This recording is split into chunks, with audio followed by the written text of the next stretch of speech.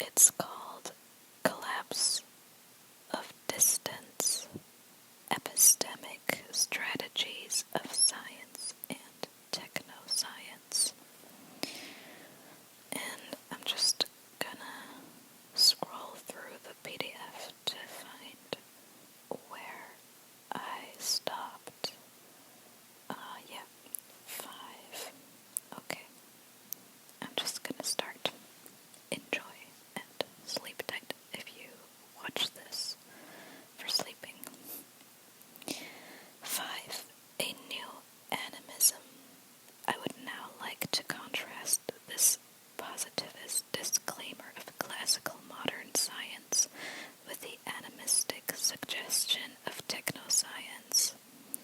Technoscientific work is accompanied by the vague suggestion that we know everything of reality because the dynamic system in front of us is a self-sufficient reality in its own right. Where this self-contained, non-referential dynamic system may be a computer simulation, a self-organizing algorithm structure, or a model organism like the oncomouse. The positivist disclaimer consists in the qualification that all our knowledge is limited to how things appear to us in our representations. The agreement between the representation and its object or among representations allows no inference to nature as it exists beyond the constitution of objects in scientific experience. In contrast, the animistic suggestion of technoscience takes its objects as being endowed with powers that participate in the order of nature.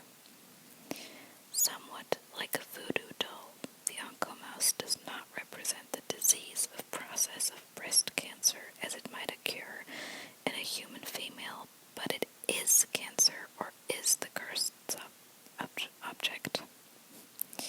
The causal or referential connection between tumors in an oncomouse and in a diseased person remains opaque. As Donna Haraway points out, oncomouse symbolizes the patient with breast cancer such that her actions in regard to oncomouse substitute for actions in the treatment of cancer. Oncomouse suffers for us, and through its suffering promises healing and salvation.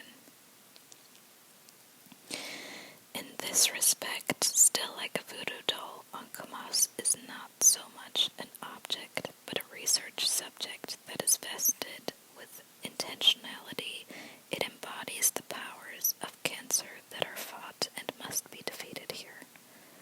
One works on and with it on the assumption that it simply is an incarnation or embodiment of cancer, and it therefore takes work to recover its representational features and to relate our mastery of this perfectly self-sufficient reality.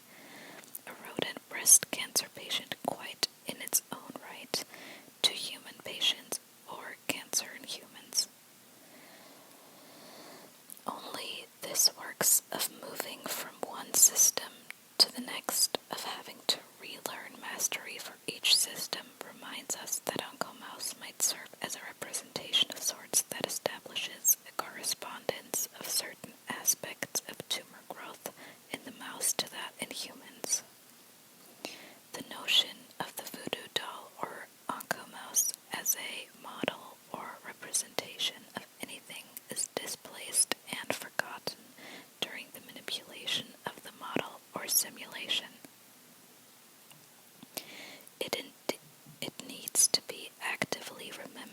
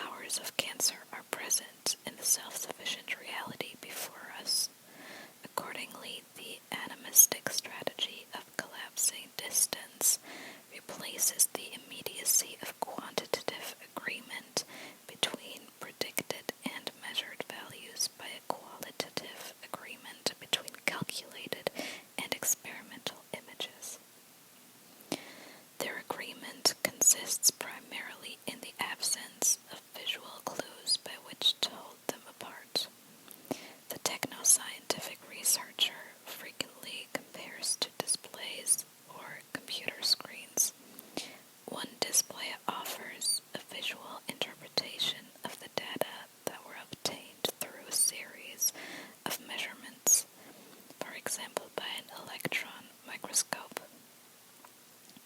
The other presents a dynamic simulation of the process he might have been observing. For this to be readable, the simulation software produces a visual output that looks like output from an electron microscope. Agreement and disagreement between the two images then allows the researchers to draw inferences about probable causes, processes, and to what extent they have understood them. I'm sorry, I'm not a native English speaker, so I'm really sorry if I pronounce some stuff wrong. This story of qualitative agreement or symbolic substitution warrants closer scrutiny regarding the loss of aboutness and the entanglement in similarities. Here the construction of immediacy affects only the immediacy, while its constructedness within the limits of language and knowledge drops from sight. And now there's an image. It's called Experimental and Calculated Images of Atoms at the Grain Boundaries in Two Structures, and it's by Merkel and Smith. Thus, the relation of aboutness collapses entirely, and there appears nothing arbitrary, conventional, or hypothetical about the relation between calculated and experimental images. Accordingly, the contrast between artful and deliberate constructions of immediacy and collapse of distance can be summarized as follows. 1. In classical modern science, vaguely characterized by transcendental, empiricist, or positivist attitudes, nature was explained by way of conceptual or mental constructions that, qua constructions, were well understood, but because they were such rational constructions that relied merely on coordination with real systems, scientists found it difficult to believe that this is how things really are. Thus, when 19th century chemists used stick and ball models to represent molecular structure, they were extremely aware of the crude and obvious constructedness of their models, and therefore thought of them as mere didactic tools that need to be dissociated from any implied realism. Further, since they did not assume that anything corresponds to the internal machinery of explanatory models, scientists became increasingly aware of their contingency. Other models might work too, as long as they generated predictions with equal success. Philosophy of science tended to strengthen this sense of contingency by attempting to explain the success of science and the weakest possible assumptions. 2. In the techno-scientific animistic employment of computer simulations, animal models, algorithmic structures, and other substitutive uses of dynamic systems, those systems can be controlled without an understanding of their construction. This is evidenced quite simply by the fact that their scientific users do not actually make the requisite hard-end software, and for the most part would not know how to make it, rather than explicitly represent other real systems by way of a specifiable coordination with them. There are symbolic substitutes for these, and the substitution includes the dynamic features that make the real system real. The system under study, the OncoMouse, the computer simulation, refers to another system of interest, the human cancer patient, a molecular process. What distinguishes these two systems is not their reality or lack thereof. They are tangible, complete unto themselves, discrete worlds with their internal dynamics. They are experientially rich, textured, or thick, and not at all schematic. Their intimation of reality is underscored by the fact that technoscientific images tend to look alike without visual markers to distinguish models, simulations, and real experiments. In addition to the black-boxed character of the imaging tools and the reality of the dynamic processes internal to the imaged systems, these systems can't be understood as representations because they are opaque for reasons of complexity. The system is opaque to its users for the same reason that it was developed in the first place as a self-sufficient substitute for the real system, namely because the real systems are too complex to be understood by the cognitive means available to humans. Instead of understanding in the manner of referring intellectually tractable particulars to general concepts, technoscience acquires a feeling for the system's behavior, probes its sensitivities to parameter variations and the like, then transfers this knowledge as best one can from the isolated model systems to the integrated real systems. For example, that updates the 19th century stick-and-ball constructions.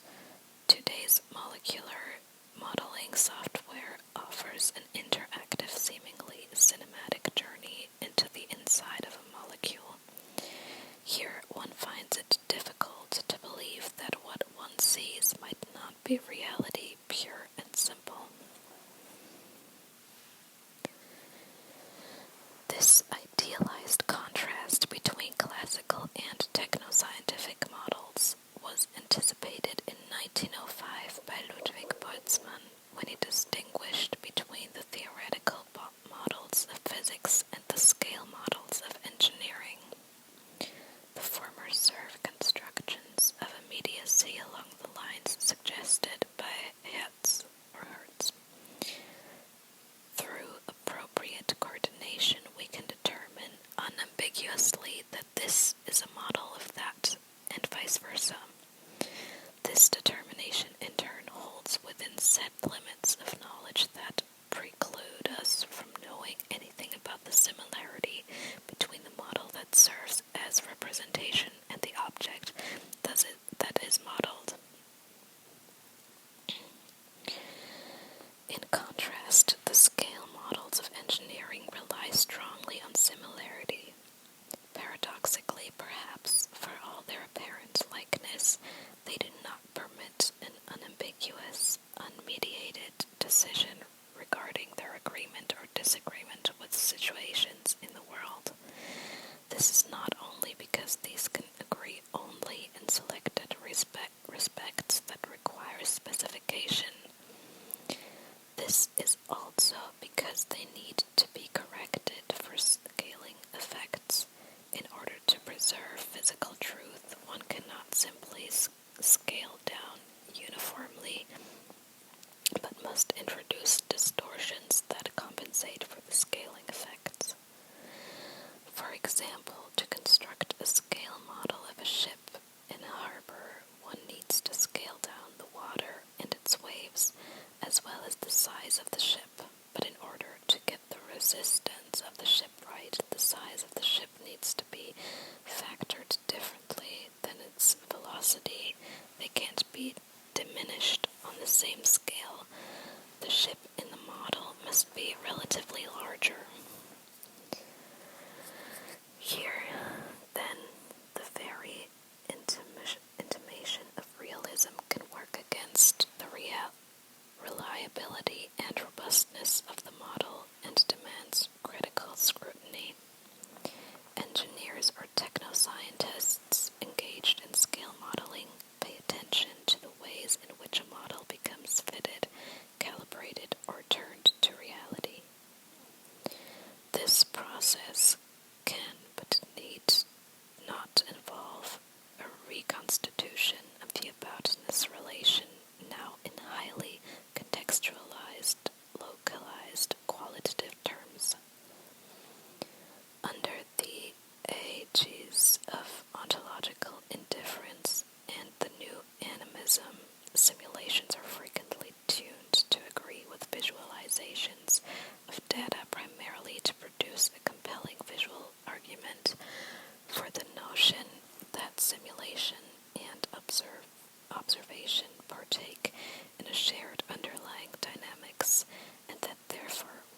substitute for the other. Another pertinent distinction was introduced more recently by Rom Ari.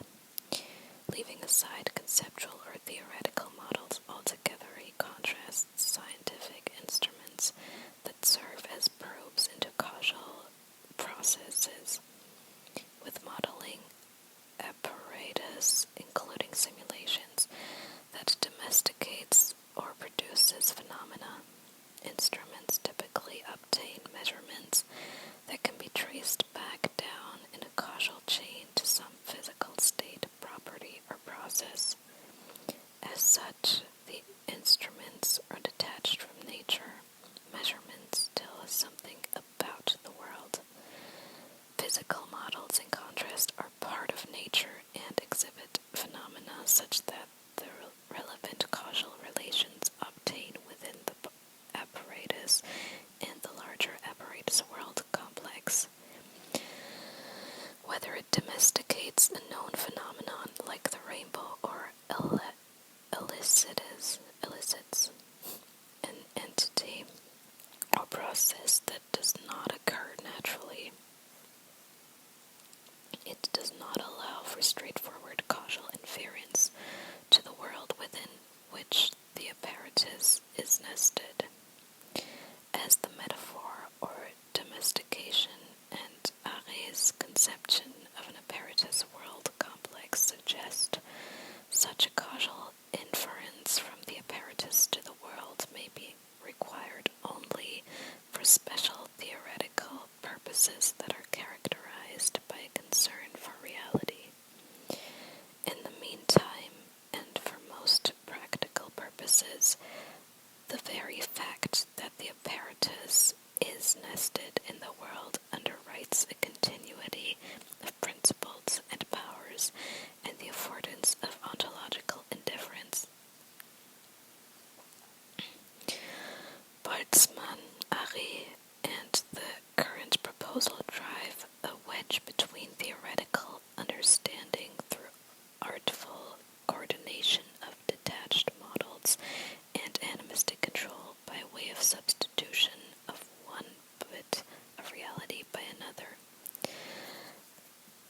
This juxtaposition is epistemologically significant, but its significance is normally visible only from one side of the divide, namely from the point of view of a positivist concern or apprehensiveness regarding reality, but not immediately from the point of view of an ontologically indifferent animism.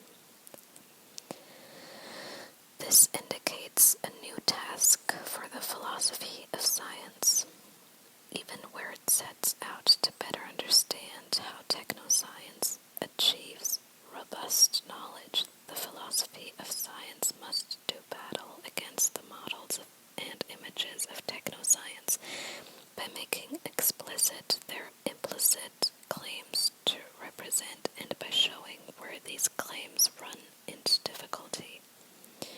It is too easy, of course, to view the collapse of distance as merely deficient in comparison to the highly self-aware and artful procedures of classical modern science and its hyperbolic self-image as rigorously anti-metaphysical. Clearly, technoscientific practice deserves a rich account of evidence for use and perhaps its own theory of confirmation, but it is an important feature of technoscientific research that it does not seek methodological self-awareness, even if it remains incomplete without it. It is thus left to the philosophy of science to restitute and make subject to critical deliberation the aboutness relation, the representation and its object and their relation. It is in this sense that without philosophy of science there is no technoscientific objectivity. 6.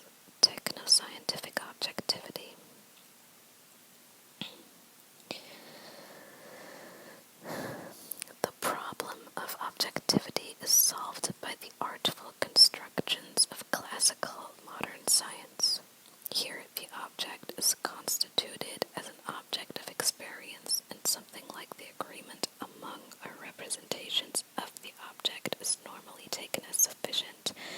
achievement of objectivity.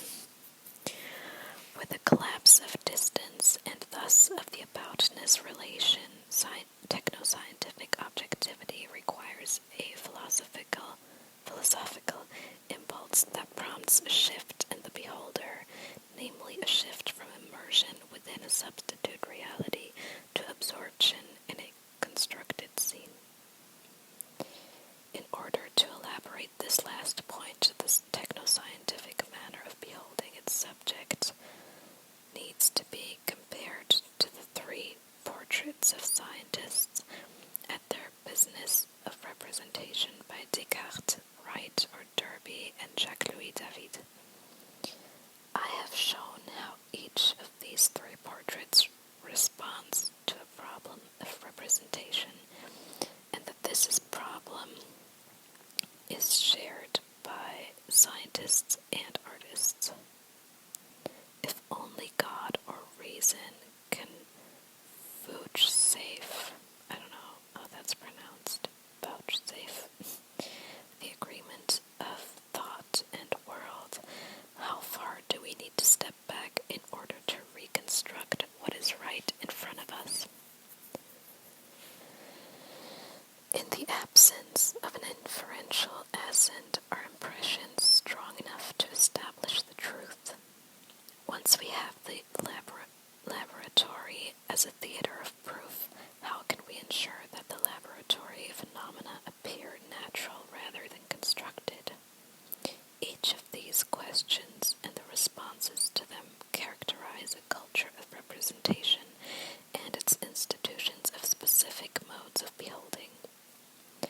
This wider cultural context is particularly apparent in the way in which technoscience beholds the world, rather interacts with it, for here the characteristic mode of beholding has been instituted in the immersive and substitutive aesthetics of video games. The transition from artful constructions of immediacy to collapse of distance corresponds aesthetically to the transition from absorption to immersion. When one becomes absorbed into a scene, as described above with reference to Michael Fried, one remains just a spectator of that scene. Indeed, one can only become absorbed on the condition that one doesn't claim any presence in the scene. Immersion, in contrast, abandons the spectatorial perspective but claims a physical presence in the midst of things. It does not assume a view from nowhere, but demonstrates that it can go everywhere. The observer is the camera, and the camera is the observer that performs a fly-through of a landscape, that looks from the inside out just as easily as from the outside in. There is no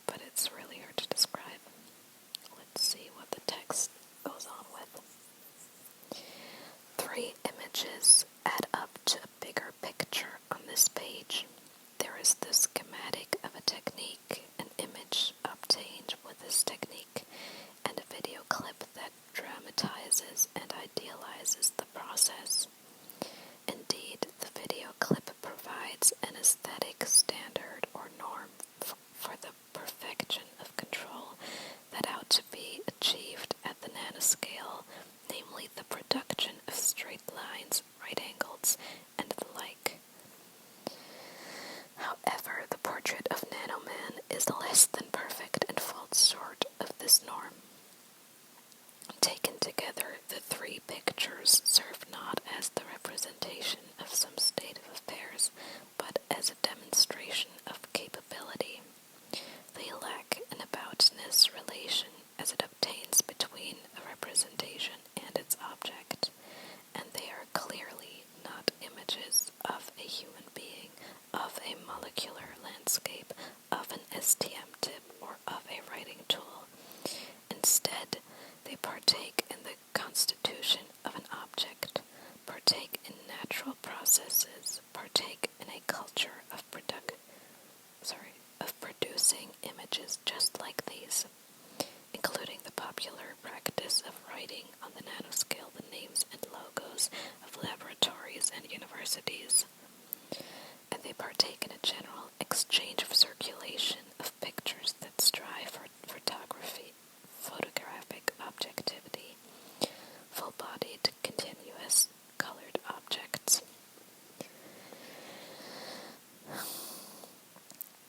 It remains for a more detailed analysis to show how, that's how you pronounce it. Again, it remains for a more detailed analysis to show how the immersive character of these images is related to the new animism postulated above. Just one hint must suffice here. It concerns the surrender of the view from nowhere and the identification of the observer with the eye of a virtually or actually moving camera. This fusion of the observer with the moving camera produces a loss of proportion. As Felice Frankel has pointed out, pictures of the nanoscale are aesthetically powerful in part because we cannot tell by looking at them just how big or small things are. We are to be unmoored by them, and this is one way in which they serve as destabilizing stabilizers. These images demonstrate the powers of nanotechnology by demonstrating its power of visualizing what no one has seen before. The beholders of these images are in awe, reminded that any sufficiently advanced technology is indistinguishable from magic. With central perspective, they are also abandoning a classical position of power from which the world becomes transparent and proportionate to human interests and needs. Instead, the immersed beholders of technoscientific visualizations are surrendering to a re-enchantment of the world through technology. This returns to a magical relation to the world, paradoxically through the rational and rationalizing means of technology, is a hallmark not only of technoscience but also of the new animism. And now we've reached the last point, 7, conclusions. In conclusion, I have arrived at a point where an investigation from the inside of technoscientific research joins up with outside public perspectives on technoscience. The opacity of the